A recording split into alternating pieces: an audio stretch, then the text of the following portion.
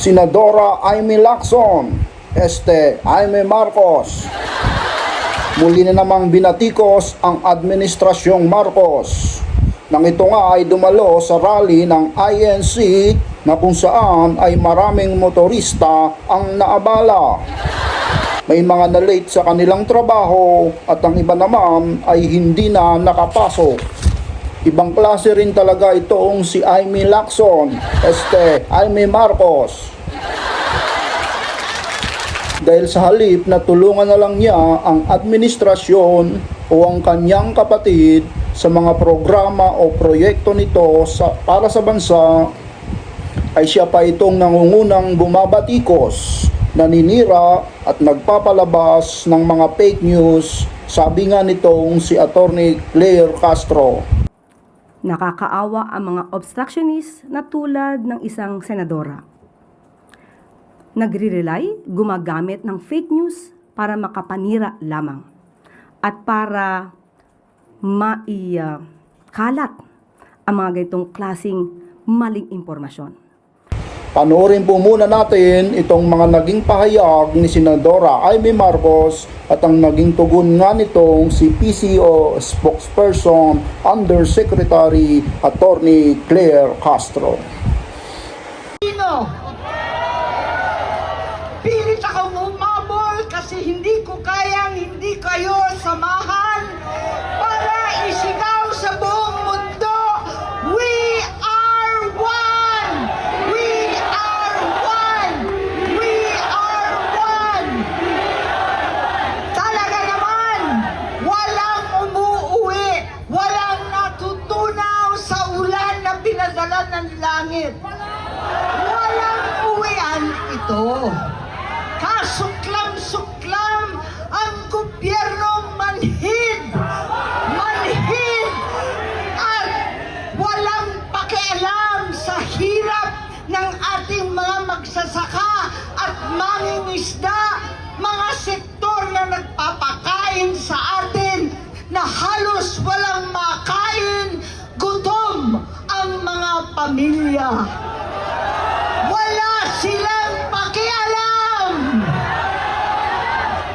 Gobyernong tulog, lasing sa kapangyarihan, sadyang pipiliin pa bumiyahe, makihalubilo sa Canada, sa mga dayuhan sa Amerika, habang ang Pilipino ay nagdurusa sa gasolinang hindi abot kaya, pagkain ginintuan at napakahirap na buhay. Wala silang pakialam. Pagkat itong gobyerno ay bangag, walang malay, nagkukunwaring hindi nakikita ang 10 ton na ebidensya, ang dose-dosenang testigo, ang 18 higit pang mga Marines. Itong baha at flood control na lulunod sa atin lahat. Wala silang pakialam. Kaya marami po sa inyo naging kasama ko nung ating kabataan. At ang suot natin ay itong t-shirt. Ang sigaw natin noon pa, makialam! Makialam na po tayo! Makialam para sa kabataan, makialam para sa kinabukasan, makialam para maibalik ang katotohanan sa ating lipi. Panahon na maibalik ang katarungan, ang hustisya na hindi buktot at binabaluktot ang batas at saligang batas. Katarungan na pantay-pantay sa mahirap at mayaman. Katarungan na walang sino-sino, na walang pinipili na kaalyado o kalaban daw. Katarungan na naiiba ngayon para sa senador at sa mga pinsang buo. Katarungan para sa lahat ng Pilipino. We are one! We are one! We are one! We are one! Mabuhay ang ating mga kapatid! Mabuhay ang Pilipino! Maraming salamat sa inyo! Yan nga po ang naging pahayag nitong si Senadora Amy Lacson, Amy Marcos, na tila ba ay inggit na inggit sa kanyang kapatid at puro fake news at maling impormasyon ang pinapalaganap laban nga dito sa administrasyon, ayon nga kay Attorney Claire Castro. Samantalang, ito po yung naging tugon ni PCO spokesperson Attorney Claire Castro sa mga pahayag ng iyan ni Senadora Amy Marcos. Yusek, good afternoon. Yusek, ano po ang reaksyon ng Malacanang sa naging pahayag ni Senator Amy Marcos na ang administrasyon ay tulog at lasing sa kapangyarihan at tila nawawala na po yung focus ng administration sa mga mahahalagang issue? Napanood po natin mismo, personal, ang nasabing pagsasarita at pagtatalumpati ni Senator Amy Marcos sa INC rally kagabi. At ito po ang komento ng PCO bilang kumakalaban at lumalaban sa fake news. Namutawi kay Senator Amy Marcos ang mga salitang magpapaigting ng galit sa gobyerno. Ang paninira sa Pangulo at sa gobyernong ito. Nakakaawa ang mga obstructionist na tulad ng isang senadora. Nagre-rely, gumagamit ng fake news para makapanira lamang at para kalat ang mga ganitong klaseng maling impormasyon. Pero mas nakakaawa ang mga taong pumalakpak habang nakikinig kay Senator Amy Marcos. Dahil malamang hindi nila alam na ang mga sinasabi ni Senator Amy Marcos ay mga kwentong walang basihan. Nakakaawa dahil malamang ay hindi nila alam na sila ay ginagawa lamang mangmang. Sinabi natin na nadinig natin ang kanyang mga sinabi. Ang unang-una yung bilanggit ay wala daw pakialam ang gobyernong ito. At may binanggit pa siya tungkol sa paggamit ng illegal na droga ang gobyernong ito.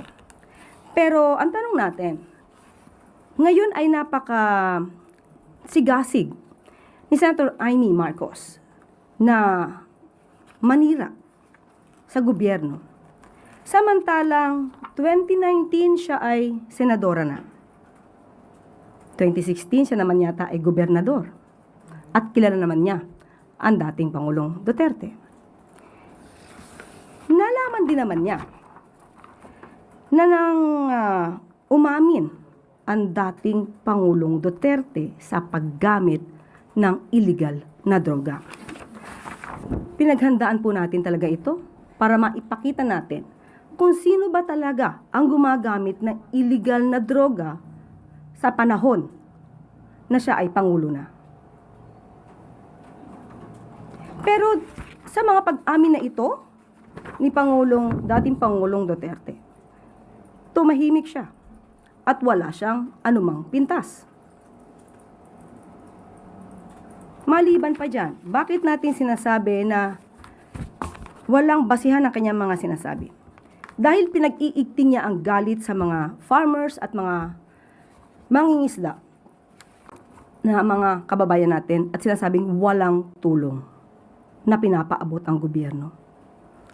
Hindi natin alam kung Senator Amy ay bulag, nagbubulag-bulagan o talagang pinipikit lamang niya ang mata niya sa katotohanan para magamit siya sa paninira sa gobyernong ito. Marami na po ang naipaabot na tulong ang ating gobyerno, lalong-lalo na sa ating mga magsasaka at sa mga mangingisda. Ilan lamang ito sa ibibigay ko sa inyo na mga ebidensya. June 30, 2026, 186 Pangasinan fisherfolk received livelihood grants. Bago lamang po ito. So nakakataka kung bakit hindi po yata updated si Senator Amy Marcos sa mga pangyayari, sa mga programa ng gobyerno. At April 12, 2026, PBBM strengthens support for farmers and fisherfolk. So ano po ang kanyang basihan sa pagsasabing hindi tumutulong ang gobyerno sa mga magsasaka at sa mga mangingisda natin? At ito pa po, June 12, 2026, PBBM Food Assistance Program reaches 703 Camiguin farmers, fisherfolk. So, hindi po ba mas nakakaawa ang mga taong nakikinig sa kanya? Dahil kung hindi magkakaroon ng pagsusuri ang mga nakikinig, ay talagang mananatili silang mangmang sa katotohanan. At meron pa po siyang nasabi patungkol sa nagkukunwaring hindi nakikita ang sambuntong na ebidensya ang dose-dose ng testigo. Itong baha at flood control na lulunod sa atin lahat. 2019, naging senadora si Senator Amy Marcos. 2020, uulitin natin. Umamin si dating Pangulong Duterte na marami siyang ghost projects. 2018, nagsabi si Congressman Andaya na maraming flood control projects na hindi maayos. Nasaan siya? Nagpa-imbestiga ba siya? So, ang nakalamang, bakit nung panahon kaya ni dating Pangulong Duterte, siya ay nanahimik? At ngayon lamang siya nag-iingay habang ang kanyang kapatid, si Pangulong Marcos Jr., ay masigasig na mapanagot ang dapat na mapanagot. Follow up. May batayan ba o naniniwala po ba kayo na ito ay may bahid ng politika? Obviously, halatang halata. Alam naman natin kung sino ang kanyang ipinagtatanggol at sino ba ang nais niyang hindi na sana mailagay sa isang paglilitis. Follow-up question po, Ivy Reyes, Billionaire. Hi, Yusek. Good afternoon. Yusek, you said so yourself that the senator's speech has grave impact against the government at NBI po yung in charge sa pag-hold accountable ng mga nagpapakalat ng fake news. But does Malacanang think it's high time for Senator Marcos to be held accountable for spreading disinformation? Hindi lang ito pagkakalat ng fake news, paghahasik nga ng puot sa ating mga kababayan. At ano ba ang nais nilang mangyari? Noon pa naman niya nais umalis sa posisyon ang Pangulo. Para, for what? Para iluklok ang kanyang kaibigan, ang Vice Presidente. Hindi lang ito simpleng paninira, hindi ito simpleng pagbibigay at pagkakalat ng fake news. Paghahasik ito ng puot. Hindi mag-uutos ang Pangulo na imbestigahan ang kanyang kapatid. Nasa authority yan. Nasa authority na yan kung kinakailangang imbestigahan si Senator Amy Marcos. Hindi po tayo mag-uutos. Obligasyon po nila mag-imbestiga. At may reaction po ba ang Pangulo? Narinig po ba niya yung sinabi ng kapatid niya? Hindi ko pa nakausap ang Pangulo patungkol dyan, but definitely alam niya to dahil updated naman ang Pangulo sa mga nangyayari sa kapaligiran. Kaya nga ang aking sinabi, ito ang komento ng PCO bilang lumalaban sa fake news.